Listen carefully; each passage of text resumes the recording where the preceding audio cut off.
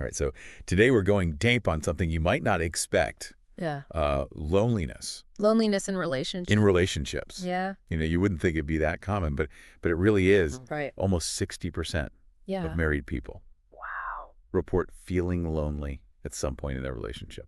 That's wild. So yeah, we're gonna really dig deep on why this is happening.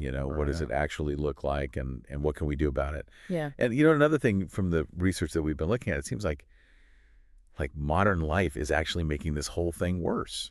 It really is. And what's so interesting about this is that loneliness in a relationship isn't just about, physically being alone, right? Like it's really about this Right. this lack of deep connection with your partner. So you can be like right next to someone, Exactly. but still feel totally disconnected. Yeah, totally. And there are actually two main types of loneliness that we see in relationships. We see emotional loneliness and social loneliness.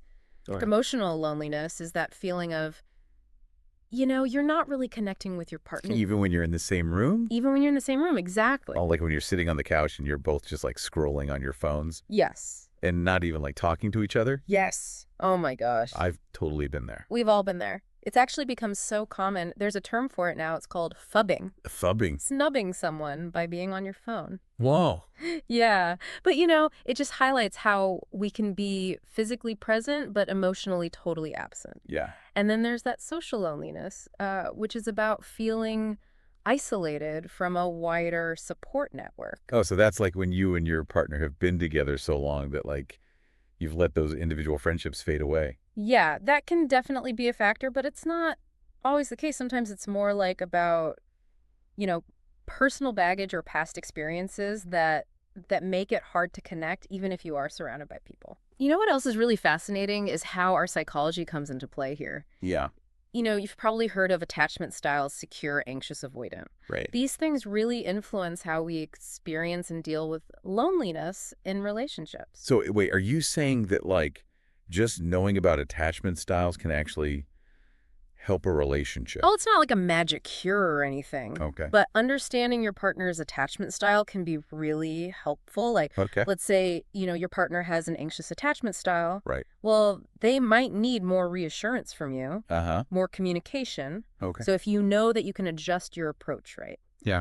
And really try to meet their needs, Makes sense. especially during, disagreements or tough times. Yeah, totally. It's about understanding like the why behind the behavior. Exactly. Okay, so we talked about attachment. What else contributes to this whole loneliness thing? I mean, I feel like we hear so much about the impact of technology these days Absolutely. on relationships. It's a total double-edged sword, Mm-hmm. right? It keeps us connected in some ways, but it also creates distance. Yeah. I mean, think about it. How many times have you been out to dinner and you see couples just staring at their phones All the time. instead of talking to each other? It's kind of sad. It is. Yeah. That excessive screen time and the constant social media, it can really make us feel emotionally detached. Even when we're like physically there. Exactly. Yeah. There are actually research that shows a direct correlation between, heavy social media use and lower relationship satisfaction. That is scary. It is a little bit. But I mean, it's definitely something to think about. For sure. And it's not just technology, right? I feel like our busy lives, Yeah. just in general, Absolutely. make it so hard to connect. Yeah, we're living in this, Yeah. always on culture. There's career pressures, Yeah. jam-packed schedules, Right. and it leaves very little room for genuine quality time. Yeah. And often we don't even realize that loneliness is creeping in until we're feeling resentful or unheard or constantly frustrated with our partner. Yeah, and that's heavy. It is. Okay, so let's shift gears a little bit. What can we actually do about this? Like, what are some things we can try to get past this?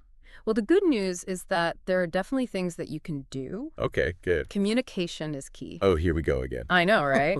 But seriously, active listening. Okay. When you are really present and engaged when your partner's speaking, that's a game changer. Okay, but honestly, sometimes I really zone out. Like, I'm not going to lie. We all do it. Any tips for actually staying focused? Well, it takes practice. Okay. But try asking clarifying questions, Okay. making eye contact, and for goodness sake, put your phone away. Out of sight, out of mind. Exactly. And remember, it's a two-way street. Right. You need to express your own feelings openly and honestly, but without blame. So it's about creating that safe space for both people to actually feel heard. Yes, exactly. And then there's carving out that quality time together. Yeah. That could mean regular date nights, trying a new hobby together, or even just setting aside 30 minutes each day to chat without distractions. So it doesn't have to be anything big, right? No, not at all. But it does have to be intentional. Intention. Okay, so it's about quality, not just quantity. You got it. And, even small gestures of appreciation go a long way. Like what? Like making your partner's favorite coffee Mm-hmm. or leaving a thoughtful note can really help rebuild that emotional intimacy. Oh, that's sweet. And don't underestimate the power of physical touch. Oh, yeah. A hug, holding hands, cuddling on the couch, all of that releases those feel-good hormones, and it really strengthens your bond.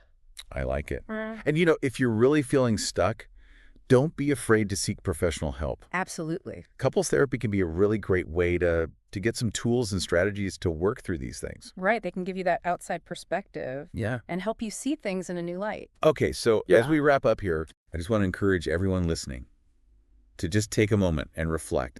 Yeah. Do any of these signs of loneliness that we've talked about today resonate with you? Good question. What steps can you take starting today to build a deeper connection with your partner? Remember, it's never too late to prioritize your relationship and create a more fulfilling and connected partnership. Very well said. You got it. That's a good takeaway. All right, thanks for joining us for this deep dive, everybody. See you next time.